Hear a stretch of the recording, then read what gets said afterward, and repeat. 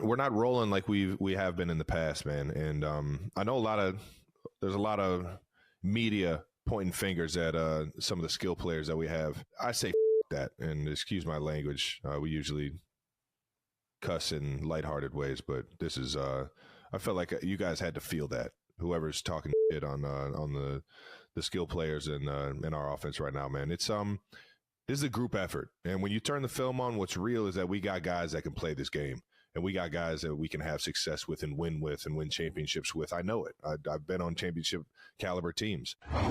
Yeah, I mean, all the receivers know I believe in them. That's just kind of how I roll. If you're in this locker room and I see how hard you work, I'm going to trust in you in big moments, and I'm going to give you chances to go out there and make plays. And from everything I know, their mindset seems like it's in a good spot, and they just want to go out there and continue to get better and better. You know, it's hard to say, but I think these games are beneficial for us as a team to go through this adversity early. We got a young group, got a lot of young guys, and if they was on the team last year, they kind of didn't have to go through this type of adversity that we're going through now. So I always said adversity builds character, and it prevails teams. You know, tough times make tough people. So we're in a tough situation right now, coming off back-to-back loss. I haven't had those in over a decade. I haven't been here for a back-to-back loss. He's in a good place. It's not, things happen. So you learn from it and you move on. And that's where we're at. Andy, with the end of the game, what's the just level of frustration? Yeah, if we're not there, we're moving on. Yeah, that's where we're at. It's happened. Done. Gotta go.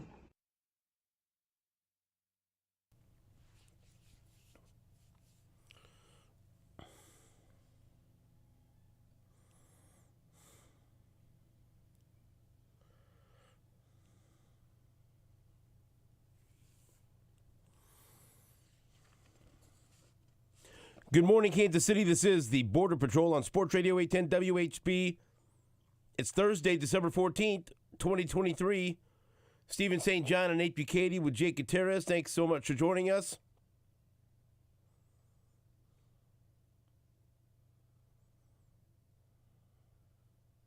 Jake's trying to pull a Marco on me. I'm not Ron Burgundy. I won't read whatever you type on the schedule. I caught it. Don't play with me.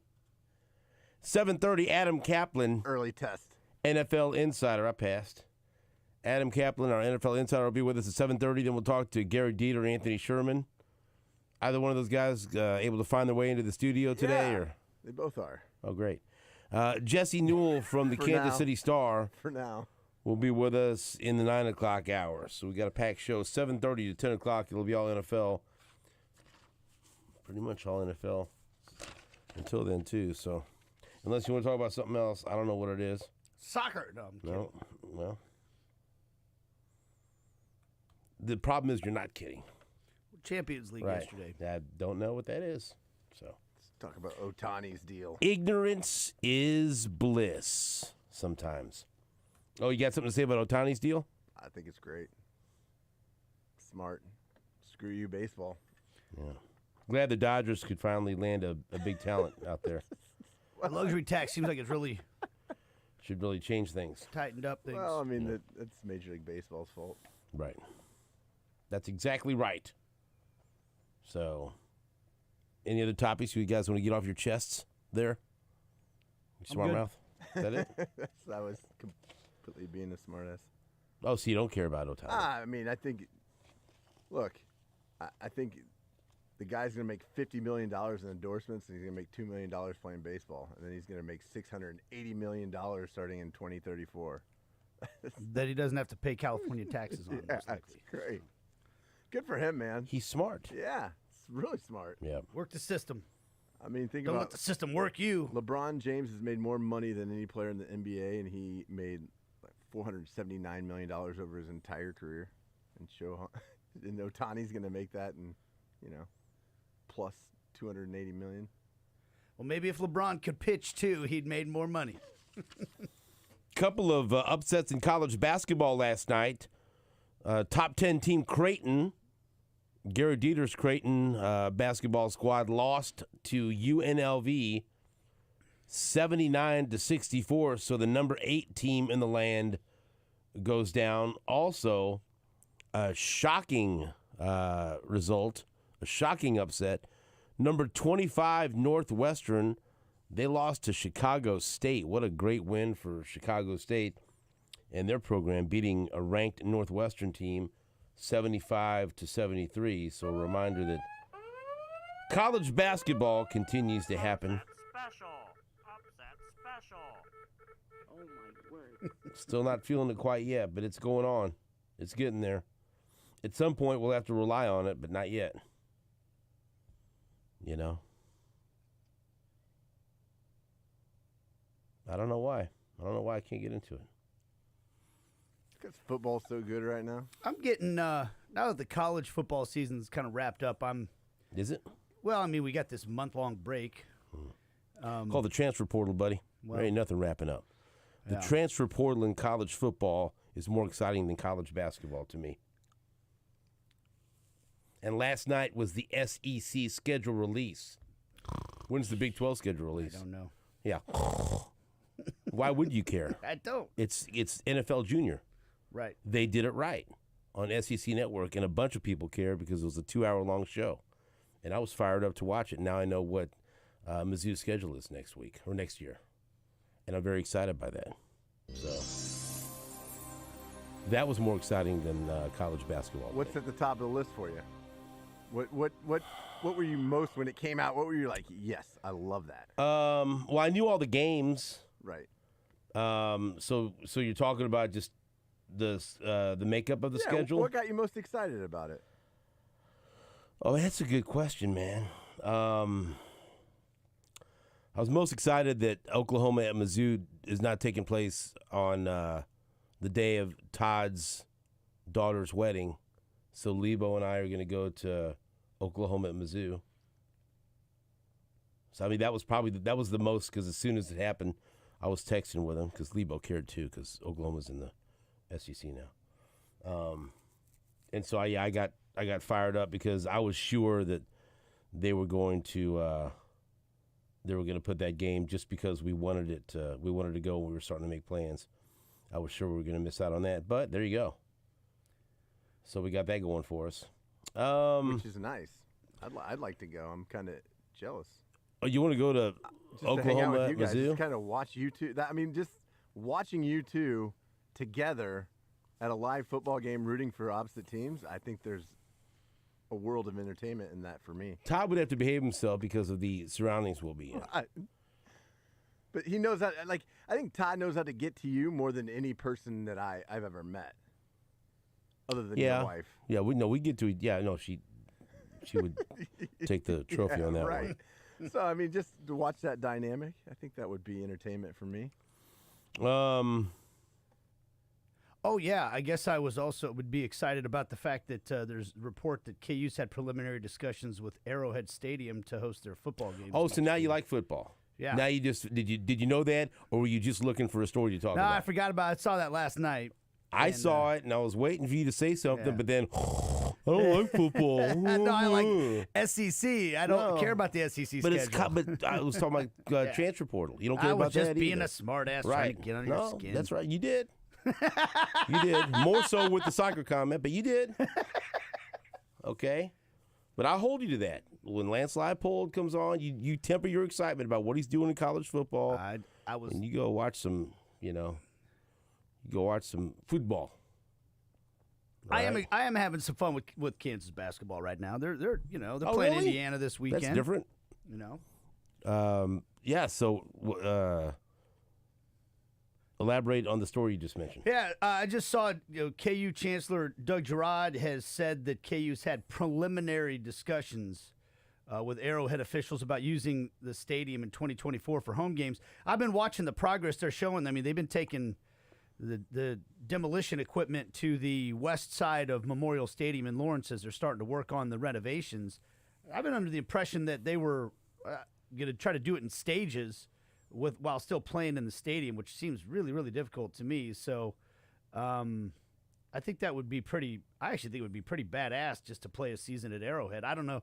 And since the team actually is good and fun to watch right now. They might actually get some decent crowds there. That'd be, I feel like, a good opportunity for the kids and everything, but I'm sure it would cost them some money and all that. So I don't know how serious it is. So, do you know what the home schedule is? Or at least what teams? I don't. I probably should. Wow. I don't. That's embarrassing. Is it? I mean, you don't know any of the teams at least. Um, New conference happening. Doesn't move the needle for you. It does. I guess I just haven't looked that far ahead in my All right. life. You know. I don't know. Hey man, I can't force you to be excited about Kansas basketball or Kansas football. I am, dude. I don't know what's happening from week to week in my life, so I haven't. Well, it's not.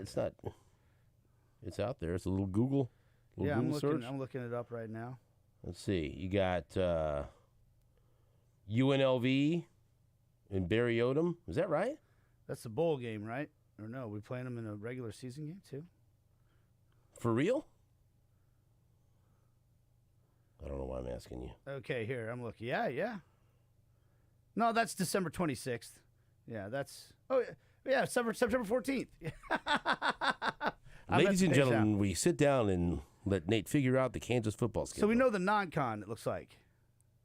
I'm looking at Arizona State, at Baylor, at BYU.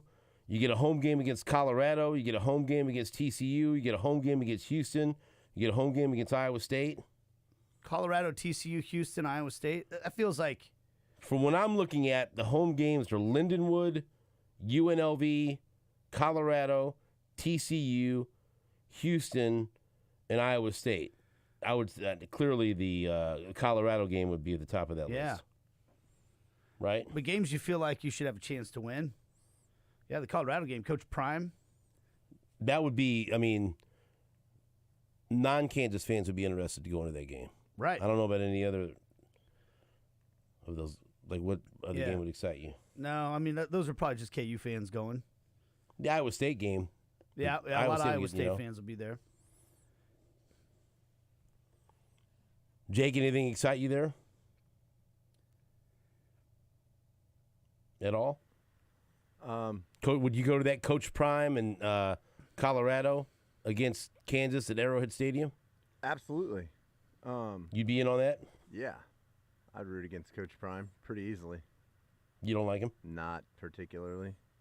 Any particular reason, like what's happening now? No, it has to go back to when he was a two-way player. I mean, I rooted against him because I wanted Bo Jackson to be the best two-way player ever, and so him. He wasn't. Just letting you know. Who, Bo Jackson wasn't? Deion was. I don't know. I mean, injuries are part of it, but most accomplished.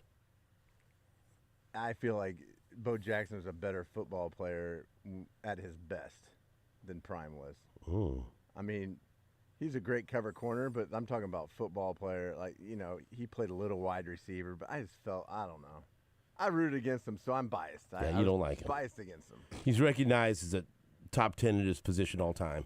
Yeah, well, I mean, he couldn't tackle, but besides that. Yeah. It's like, though, that middle linebacker couldn't cover receivers. Hey, man. That defensive end couldn't catch. He was great. I'm not going to say he wasn't great. He was absolutely, he's a Hall of Famer.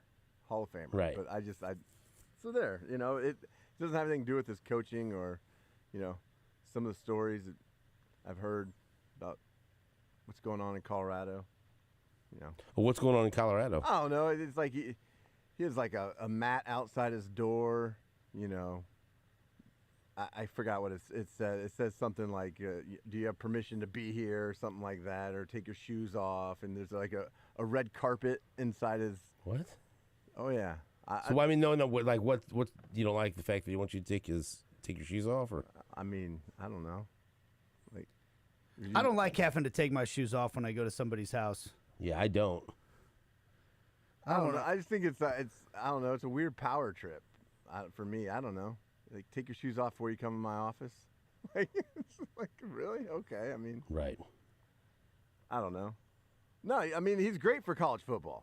Because what we're talking about right now? I mean, that would be the most attractive home game if if Kansas. So when are they going to decide this? Yeah, I mean, so the comments from Gerard are basically that, they're trying to play the games. They wanted to play the games at Memorial Stadium while the construction's going on, and just kind of, I guess, in a limited capacity. But Turner Construction's telling them that every week they have a home game that they use that stadium is going to push back the completion date of the project by another week. And so they're trying to figure out, is it really worth trying to do that to keep the games on campus and, push the timeline of getting the project done, or should they just try to get the project done? So there's not many options they have, and so Arrowhead's one of them. And I can see Arrowhead kind of holding them over a barrel, like, it's going to be something that costs them money. So he said, quote, "We've had enough conversation to see if it is even a possibility. It obviously depends on dates and everything else. Once we figure out what we can do, we will visit with them again." So I think right now it's just like, could we even work this out? Can we make the schedule work? So Sporting Kansas City has been a conversation of doing it there, but that doesn't seem like an ideal situation. Is that big enough? Or is it? I mean, I don't know. It holds 19,000. I mean, it wouldn't be ideal, Right. But it's not a likely option because past football events at Sporting Kansas City has been really bad on the field, and the players, you have to have a smooth field to play soccer, Right. so it's probably not likely there. That'd be interesting to watch. Yeah. And back to your question asked long ago, Jake, what I liked, well, number one, that it looks like Lebo and I can go to the Oklahoma and Mizzou game. What I liked is the way the schedule starts out, because especially in college football, I think it's important for teams to get off to a fast start. Number one, if I would anticipate Mizzou being ranked in the top 25 going into next season, and depending on how they do in the Cotton Bowl and what kind of hype they get, maybe even top 15, since they have a lot of talent returning, including their quarterback and their All-American wide receiver. You start to you can build momentum, right, and climb up the rankings, and the schedule lays out perfect for that, because in their non-con, to start the season, they have 4 straight home games: home against Murray State, home against Buffalo, home against Boston College, and then the conference opener, home against Vanderbilt. And so you would feel pretty good about Mizzou starting off 4-0 and getting through their non-con unscathed. I mean, I don't know how I don't have any knowledge of how Boston College is going to be, and you would think they should be able to handle Vanderbilt. So they start off with those 4 home games, and then they go into a bye week, because there's 2 bye weeks. They go into their first bye week to help them prepare for at Texas A&M. And that would be their first big test. And you would think that they would be 4-0 with some momentum coming off of a bye week to go play at Texas A&M with new head coach Mike Elko and offensive coordinator Colin Klein. So that would be a very exciting matchup. It'd be good that they have a bye week and hopefully a 4-0 record. Then after that, the one game that a lot of Mizzou fans were complaining about, that was set up by the previous AD at UMass. It's not that they're playing UMass, but why are they playing at UMass? But I look at it, well, they'll go get a road win, so whatever. And so they, at UMass, then they have Auburn at home for homecoming in Columbia, and then their marquee game at Alabama. And so back-to-back weeks at Alabama. So Auburn, then at Alabama, and then home against Oklahoma, the game we talked about. And then at South Carolina, at Mississippi State, and then home against Arkansas. And so there's reason to be optimistic about the schedule, because if he's looked like right now, are they a better program than, right? Murray State, yes. Buffalo, yes. Boston College, yes. Vanderbilt, yes. Texas A&M, yes. UMass, yes. Auburn, yes. I'm talking about where they are right now and how they fared this year, and, what expectations would be going into next year. Alabama, no. Oklahoma, even though it looks like Mizzou was slightly better than Oklahoma this year, Oklahoma would still have the edge because they're Oklahoma. At South Carolina, Drinkwitz's own South Carolina. At Mississippi State, They're better than Mississippi State right now. And then home against Arkansas on my birthday. They've owned Arkansas. And so you would think, and it's dangerous to do that. I mean, that schedule is I mean, I love it. There's every opportunity to go out and build on the momentum of this season and go out and make a serious run at double-digit wins again. Then you put 2 of those seasons back-to-back together, it's on, baby. So I love the schedule, yeah. I like the way it starts. I like that bye week, getting them ready for their first big road game. So I'll take that as well. And there is a bye week, I think, between the Alabama and Oklahoma game, which I think is important because that's their 2 toughest games back-to-back. They play at Alabama the 26th, and then they don't play Oklahoma until November 9th. So they'll have 2 weeks to prepare for Oklahoma. I don't know. I just read it to you. What do you think, young man with a beard? I mean, I think that's a pretty favorable schedule. I mean, well, I'm not complaining. No, I mean, your 2 toughest games, as you mentioned, Oklahoma and Alabama. But I mean, I think the rest of your games in the SEC are, pretty favorable. I mean, you get. I think I like no the bye week. LSU, Yeah. no Georgia. Yeah, no Georgia's huge. Right. But it's Alabama. But still, I'm happy to get away from Georgia. Yeah. I think that's.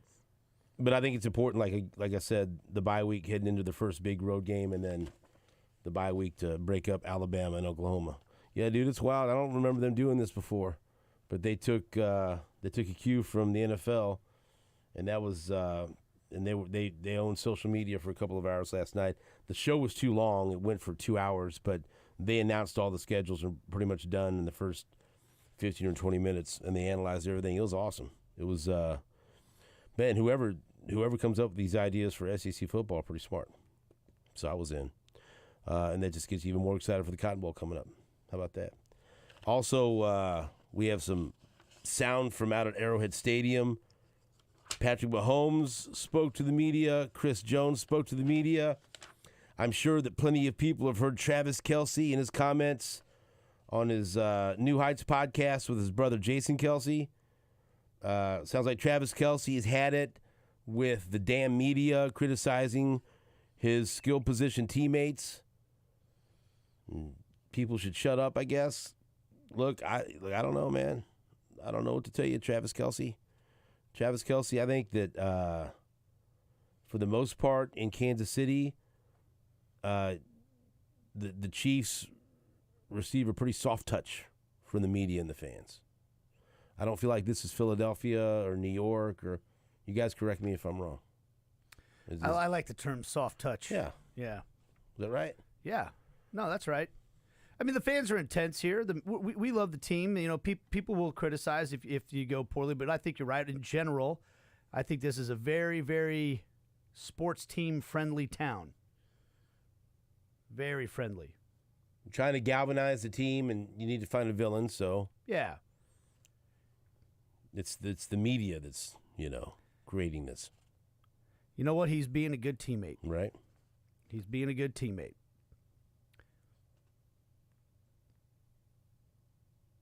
Do you think at all this goes back to the suggestion that some people have that there's this fosters a lack of accountability for the players that continue to make these mistakes?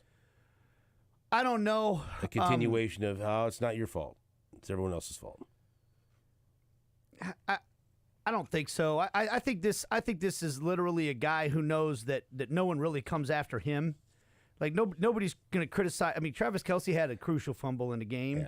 Yeah. I think people have come after him a little bit more. Maybe a little bit this year about the Taylor Swift, and if he wasn't traveling around, maybe he wouldn't have fumbled. I mean, I've heard that a million times, and people have attacked him for some ridiculous things. On social media. He didn't look too upset after the game when he was at that Christmas party. Have you seen all that? I mean, yeah, but those are comments. I don't feel like people in the media really come after Travis, do they? Do we? I don't know. I mean, maybe I'm wrong about that. I don't think we do. But I mean, I don't know. I just think he's trying to stand up for a guy who's under attack that's on his team, and so I'm not going to take it too personal. You know, he wants to stand up for a guy who's on his team who's under fire. He's trying to tell those guys he believes in them. You know, I think that's being a good teammate. That's all it is, and whatever. He doesn't have to like what we have to say, but we have to say what we see, you know. And what we see is those wide receivers have let this team down time and time again this year. We're not the only ones saying it. Pretty much everybody. Do you believe that's true, or do you think that assessment is wrong, like Travis Kelce says? Well, the funny thing is when you listen to the rest of his answer, he agrees with everything we said. That you and I have said anyway. Their attention to detail hasn't been good enough. They got to clean some things up. They got to stop making stupid penalties. They got to stop fumbling the ball. They got to stop dropping passes. That's what we're saying. So now I think we've also said, man, they're all going to overhaul this position group after the season's over. And I think that's where he thinks we've got to believe in the guys that are in the locker room right now, because for this year, this is what we've got. So I got to tell these guys I believe in them. I got to put my arm around them and defend them. And, you know, you're right. Like, find an enemy. Okay, hey, the media's talking bad about you. Let's let that galvanize us. Let's let that drive us together. I think that's what he's trying to do. So, I think the national media has been a lot harder on the Chiefs than the local media. I think that's true. But that's still media. Right. You know? I mean, dude, the first thing that Romo said, Tony Romo, first thing he said after that flag got thrown and they called it for neutral zone infraction, he said, like, I think he used the word sabotage. These wide receivers keep sabotaging this team. Because he's been watching the games too. Yeah. So, you know, I don't feel like, I'm not going to worry about what other people in the media say, but like for us, I think we've called it like we've seen it. You know, so far, Kadarius Toney's made a lot of plays that have really hurt this team. And one thing I would say though, at the end of that podcast, at the end of that conversation, Jason Kelce was saying, I think people need to back off these refs a little bit. They have a hard job. And there was a little tiny comment that Travis said. He said they signed up for it. And that really caught me when he said it. And then they just kind of moved on. It was just a little quick comment. But I thought, well, I guess that's kind of true. These refs have signed up for some heat, right? Like if you're going to take the paycheck of being an NFL ref and go out there in front of 70,000 people and millions of viewers, you're signing up for the heat that comes with making a bad call. But isn't every wide receiver on that team signing up for the same type of thing? You're taking that $1 million paycheck or whatever it is, you're playing in the NFL, you're taking all the love that comes from having parades when you win and people throwing flowers at you constantly wherever you go and all that stuff. You're accepting that. You're signing up for the heat that comes with when you drop the ball in a crucial situation. The media is going to want to ask you about it. The fans are going to criticize you for it. Isn't that the same thing? I mean, like when he said that, I kind of thought, okay, so you don't want anybody to criticize any of the players that are having a rough go right now, but the refs, it's okay because they signed up for it. That seemed a little. I was like that. I disagree with that part. I think that is. It doesn't mean we should attack their human character or, you know, go overboard with threats or anything like that. Who's threatening? Nobody. What the hell are you talking about? I'm just saying. Hypothetically. Like, well, look, fans do that in some countries. Not like you said they're talking about the media. No. But even fans, like, I'm not saying you sign up for that kind of stuff as a player, but you sign up for people saying, "Hey, man, you suck." You know, it's like boo, like things like that. You sign up for that. I agree with you. I don't think the media should threaten the wide receivers. If there's any point that I take away from this, yes, we're on the same page there. Yeah, I think that would be a stretch. And I don't want to, I don't think we should get super personal about it. That'd be a real bad look. Bad look. Shouldn't do that. Thank you. I'm glad you finally agree with me. We should threaten them. Like, right, that's right. I meant media and fans, you know, because sometimes fans post things and, you know, make. Yeah, social media can be toxic. I'm not saying you sign up for, but I do think you sign up for the when you succeed, everybody loves you. When you fail, people criticize you. Look, they're looking to turn this thing around, and so it's us against the world. Yeah, I think he's just trying to be a good teammate. Yeah, and at this point in time, what can you say? This guy, this bonehead on my team, not much screwing up. Yeah, and it's almost to the point where I think less would be more. I don't know if I'd. That's I fair. might just let it go. Might not rush to the defense of some of these guys. That's fair. You know. But I mean, if you're trying to, But they're on. He's going to need those guys to make a Yeah, play right. or two That's what I was this gonna say. year if they're going to win. If they're going to win a Super Bowl. if you're trying to help somebody get better and be a better version of themselves on the field and not do these stupid things, tearing them down is not going to help them. Right, but I don't think anything he says on his podcast is going to help the receivers catch I agree. But or hurt their chances to make plays. it might help their confidence. I mean, I don't know. Maybe just knowing that the Hall of Famers got their back, and not throwing them under the bus. With everybody that is trashing you, Yeah. it's good to hear something positive, especially when it's coming from that guy. Well, they've been defended all year long. I would like to think that those guys are beating themselves up pretty good about about their poor play. And so sometimes when you're doing that, you do need somebody to put their arm around I'm you. worried and go, they're "Man, not. Wouldn't know I'm because worried they that don't. they're not. They're not. They don't talk to the media, so we don't know. And I do think that's How do we like know? that part, like when Travis said the thing about the refs sign up for it. I know it was only a pool reporter, but that ref had to talk about what happened in in the game, right? They're not held accountable. Carl Cheffers Okay, spoke they're more not. to the media than Kadarius Toney did after the game. Right. Well, he didn't speak at all to the media. That's what I'm saying. We talk about it because Well, I think that, yeah. and I'm for that. I'm for the refs having to speak and talk about why they made decisions that they made. I'm for that. Yeah, you sign up for that. But man, to me, like the adage was always, hey, if you're going to go speak to the reporters after you have 120 yards and a touchdown, you ought to be willing to speak to them too after you drop the game-winning pass. Do you think fans care? If you speak to the media or not, Do you think fans care that Kadarius Toney didn't speak to the media after the game on Sunday? some, Do you but think, not that many. No, Or do you don't? I don't think that many care. Jake, do you think? Yeah, I think they do care a little bit. I think they'd be easier on the guy if he came out and said, "Look, that was a mess. I made a mess of that." I screwed it up. I think I agree with that. Yeah.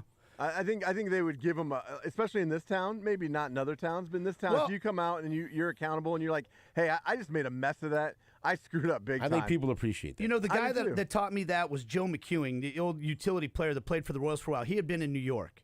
And I asked him, man, how tough is it playing there? Because, you talked about, like, in this town, everybody's Right. pretty friendly. And he said, you know what? New York ain't that bad if you'll stand in your locker and not make any excuses after you screw up and own it. They'll kill you if you're one of those guys that goes 3 for 4 and then you're at your locker ready to talk about it after the game. But then on the day that you make an error in the 9th inning to lose the game, you're nowhere to be found. They will crush you. But if you go and stand and you're there waiting at your locker for the media to come and you take the questions and you don't make any excuses and you say, that's on me, I screwed it up. They actually will say, stand up guy. You know what? And they'll back off you. And I think that's fair. All right, we'll take a break. When we come back, we'll play those comments from Travis Kelce from his New Heights podcast. Also hear some Patrick Mahomes, Chris Jones, and others between now and 10 o'clock after this on Sports Radio 810 WHB.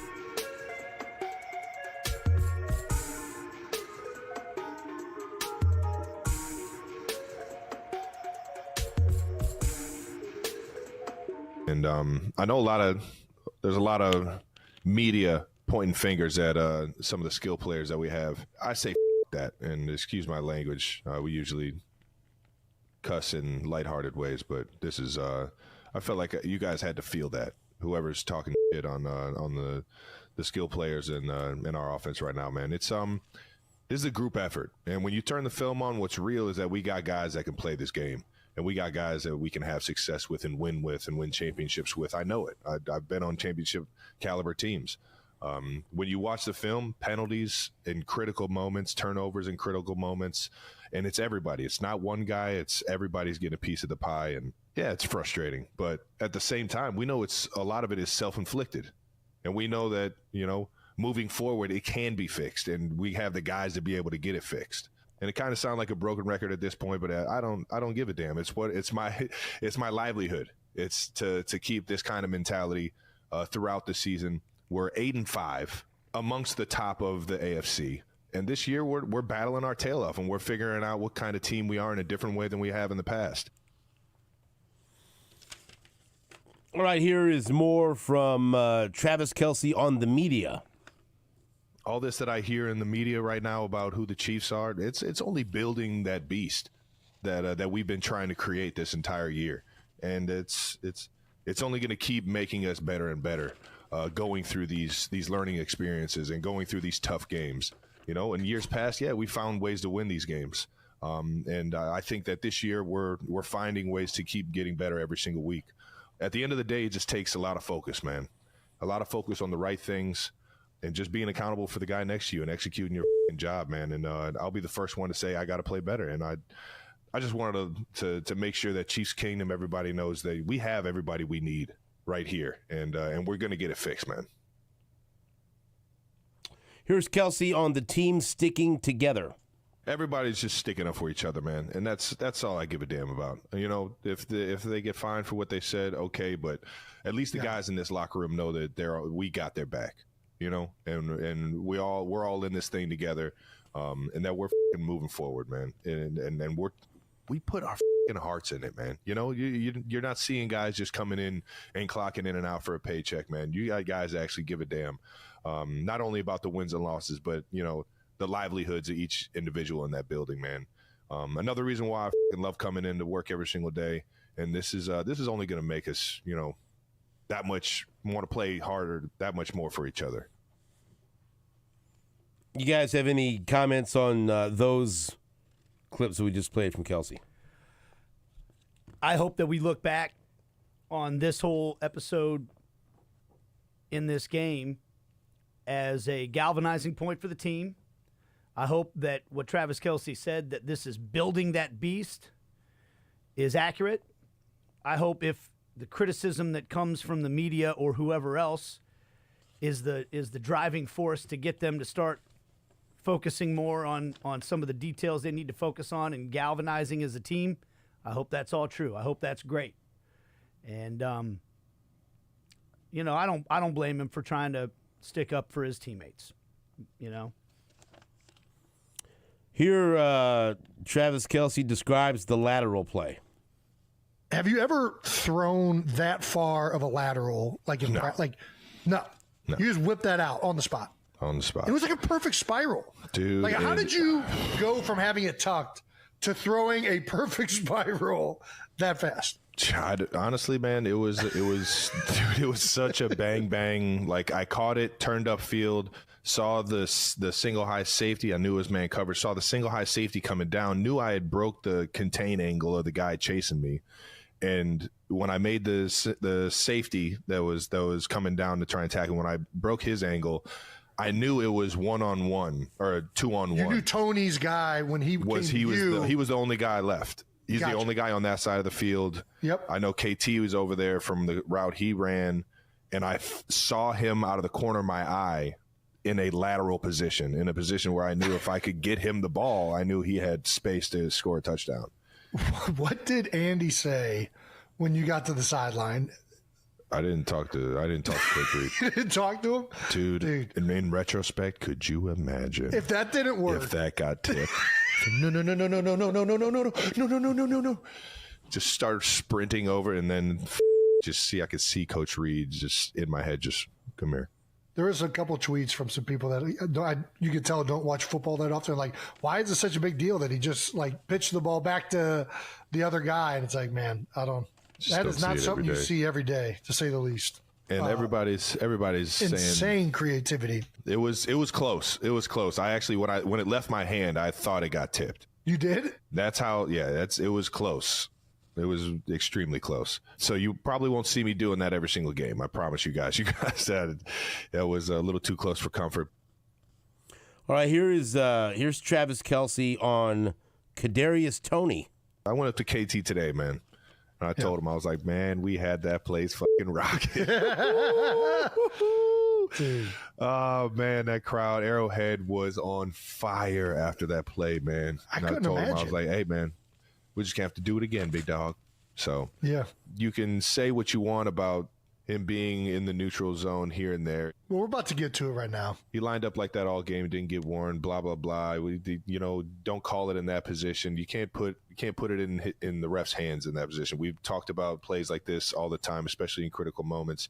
I love KT. If we get the opportunity again, I'm going to throw that shit right into his chest again. Hopefully he gets there. And I got all the faith in the world. That dude, he's one of our best players, man. He's one of the best players we got with the ball in his hands. You turn on the film, you watch what he does when the ball's in his hands, and you can't tell me you don't want that guy in your team, man. So everybody hating on KT right now, man. I'm not trying to hear that. You can fucking miss me with it. I'm trusting in 1-9 every time he's out there on the field. Yeah, any comments before we break? He's standing up for a guy that's under fire on his team. You know, I mean, your automatic response is when the ball's in his hands, if he holds on to the ball that's in his hands, because unfortunately, the problem is a lot of times that ball hits him in the hands and it doesn't end up staying in his hands. Keeping it in the hands. But he's standing up for a guy on his team, you know, and there have been times when those guys loving a teammate who screwed up has rewarded them. You know, remember McCole Hardman muffed that punt against the Bills in the AFC championship game, and Kelce and Mahomes went over to him, and they were loving him up and telling him, hey, you're going to make a play. And then he went out and made some plays the rest of that game. So I think that's their only option right now. He's going to be on the team this year, you know. So he might as well put his arm around him and try to give him some confidence. But big eye roll. What's that? It's a big eye roll for me. Why is that? I get it. He's doing what he's supposed to do, but it's like hard to defend that, man.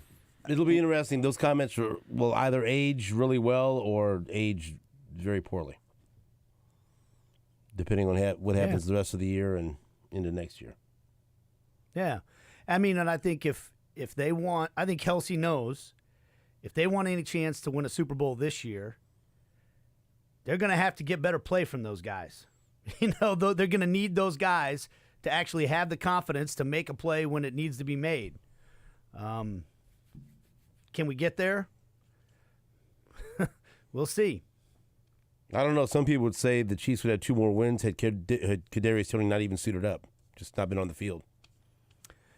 I mean, you could very well make that case. Yeah. So I don't know that they need him to win. They need him to not make mistakes. Yeah. They need somebody in the wide receiver core, it seems like, to just, not make mistakes. Just go make the routine plays. We'll be right back after this on WHB.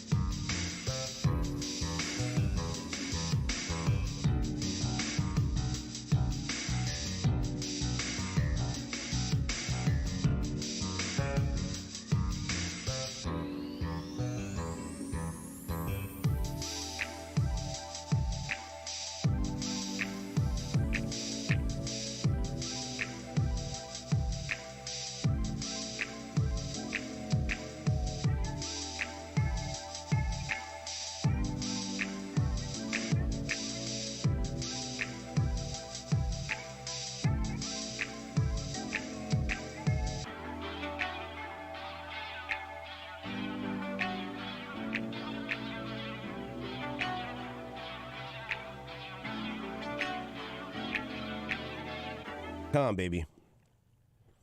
Jake, any interest in being the mascot for the KC Goats? I'd be happy to talk about that in a private meeting. You don't have to wear anything. You just have to walk around and talk to people. How about that? Okay. I mean, if I don't have to put anything on. No. Maybe Maybe look like a billy goat. Maybe a jersey. All right. Okay. Let's talk. I want to thank our friends at Jay Rieger for sponsoring our live stream. We live stream the first hour of the show every day on Facebook, X, Twitch, YouTube. I think it's it. But Jay Rieger also wants you to know that the hottest ticket in town is 24K New Year's Eve at Jay Rieger & Company, presented by Hellsberg Diamonds. It's the Super Glam 24K Gold Masquerade featuring a dazzling array of performances. Enjoy live music, DJs, a body glitter bar, stunning photo ops, and more. Plus, delectable food and access to multiple bars. Ring in 2024 in style at 24K New Year's Eve at Jay Rieger & Company, presented by Hellsberg Diamonds. So there you go. All right, let me hear at least a couple of comments from Patrick Mahomes here. Here, Patrick Mahomes will play number one, discusses his post-game reaction where he was furious and cursing and going after the officials. Here, Mahomes talks about what he did after the game. Yeah, I mean, I definitely emotion talking when I was talking to Josh at midfield. Just to lose the football game, a tough football game in a tough way. 2 minutes. But I let it go on too long because, I mean, like I said, he had nothing to do with it. And so just show better sportsmanship and tell him great game and kind of keep it moving. You reached out to Josh Allen. Yeah, I talk to Josh a lot, so we're all good. But I'll keep those conversations to ourselves. He said they're all good. He's going to keep the conversations to himself. So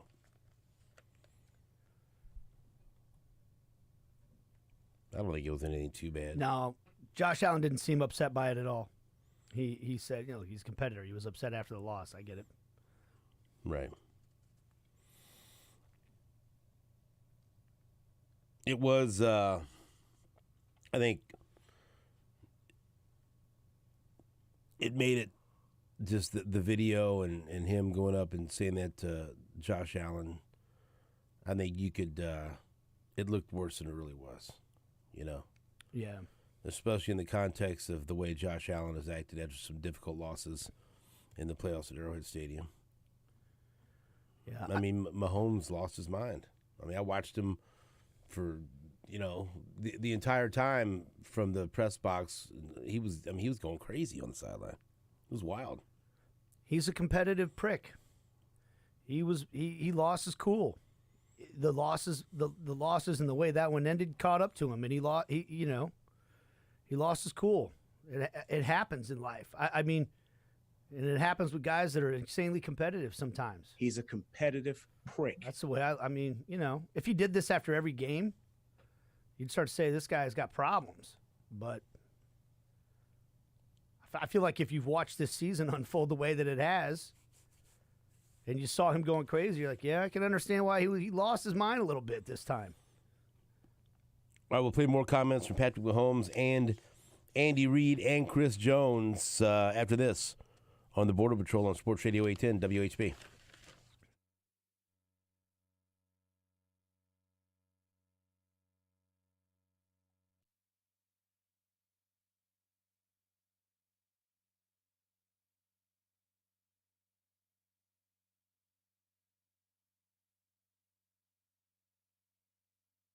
Hey, Kansas City, Stephen St. John here for my friends at Kansas.